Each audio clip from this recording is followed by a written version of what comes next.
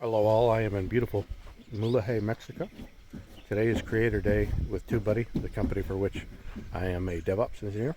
We've all been asked to make a video today to understand the experience of using our tool, and many that I work with have asked me to share my van setup, which allows me to travel much of the time remotely.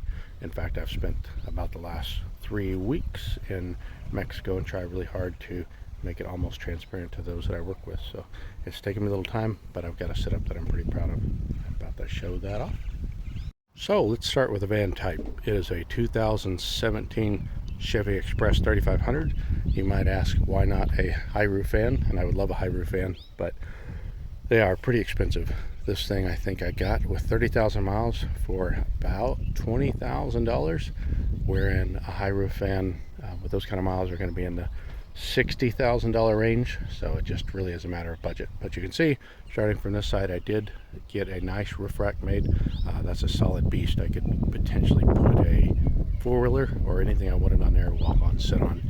I think the one thing I've learned is people think that you'll make these and you'll sit on them and have barbecue and such, but it just really isn't the case. It's just too hard to get up and down. Primarily you'll find that you'll just use it for storage, even though I could do much more up there. And speaking of storage, you can see my Starlink antenna up there. I had always taken it down, but I see folks have been leaving them up, so I'm trying it out. I'm not going really at fast highway speeds here in Mexico, so I've just got that kind of rigged up there. I'll get a better mount later. You can see some of those luggage containers up there. I make a lot of extensive use of Milwaukee, you'll see later on, because I can take them off when I want for security reasons. They already have locking mechanisms in there. They tend to be fairly waterproof, so they make a really good choice. That blue thing you see there is a 50-gallon water bucket that goes to this hose that is gravity fed. Most of the time in warm weather, that keeps that water pretty warm, and I can take a shower. With 50 gallons, I can run about all week without any problem, taking not terribly generous showers, but showers nonetheless. That green thing there you see is a gazebo, a screened-in gazebo, which makes life a lot better when I park. I can put that up. It's one of those pop-up types, keeps the bugs off and such. Behind here you'll see that I have an external bag that tends to be where I put my trash. You don't want the trash on the inside. Right now it's carrying some other stuff, some scuba gear, but normally I would have my trash in there. Going to the back, you can see my garage area. It's a little hard to see, but I've got about 12 kilowatt hours of battery back there. Starlink sucks quite a bit. I'll probably get the mini pretty soon, but this one sucks nearly 200 hours, so that's, or excuse me, 200 watts. So at the end of a 10-hour workday, you're looking at 2,000 watt hours, which is quite a pull. But even with that battery, I can run 4 or 5 days without solar or without charge. These are just some convenience things that I made. I can pull out my camping chairs. Just little odds and ends that I put in there. And then normally you could see the bed. There's a bit of mosquitoes here, so we went ahead and went to the hardware store and got a little netting that I'll need to put up permanently later. I'm pretty proud of this rear rack here.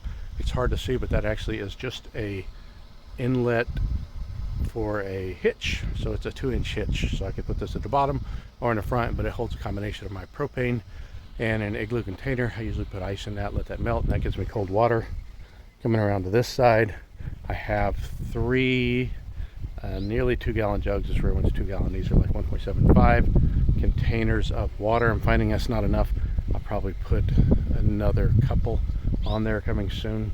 I'm missing an awning here. They have the RV show, or excuse me, the Overland show coming up in Flagstaff, so I'll probably put an awning on there soon, which should make the space, especially if I put a mosquito awning that covers, give me quite a bit more space, and this will be standable, so I'll be able to bring my stuff out here. I've got a couple solar panels flat that you can't see on here. Here's the type, so I keep 2 on the roof constant, and then these I tend to move around and chase the sun as the shadows go, so a little bit of both. We walk inside. Extensive use of the Milwaukee. Sorry for the mess. This was kind of impromptu, but I made these wood cabinets pretty easy to do, but I really love the Milwaukee because, again, if I decide to change my mind, I can move those out. I can move this one out right here, disconnect it, put it outside for a table, has my dishes and such. There at the end you can see this is a pull-out drawer. It'll extend out quite a bit, and these doors I made also to pull out. So just having things that you can stow away is really important when you have a space this size. here is a little bench that is also a storage space. And of course my bed. I can barely sleep on that bed. I'm 5'9"-ish, between 5'9" and 5'10".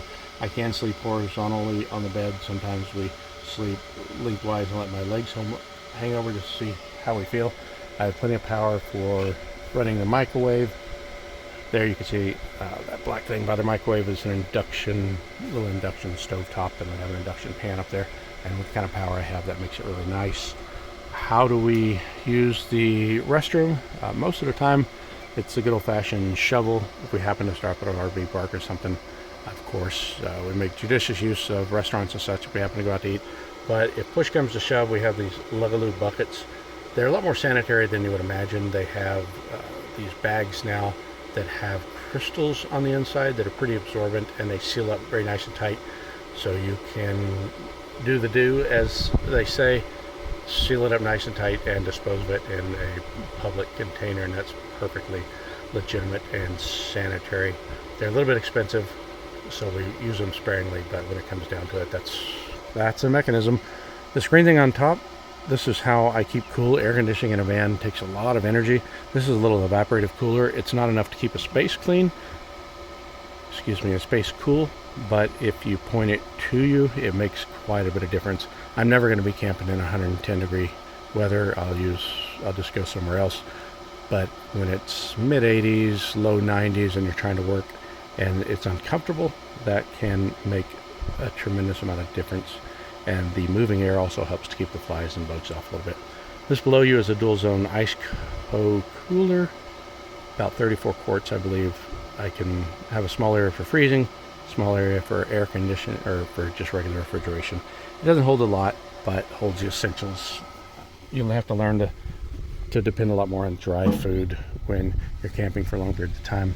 This here is my desk. I've tried all kinds of things. Camping chairs at the end of the day just doesn't cut it. I found that the comfort of a real chair makes a difference. So I'm able to, a combination of putting my laptop up here and a lap pad, have a pretty comfortable work environment that, if I close the door here, is fairly noise free.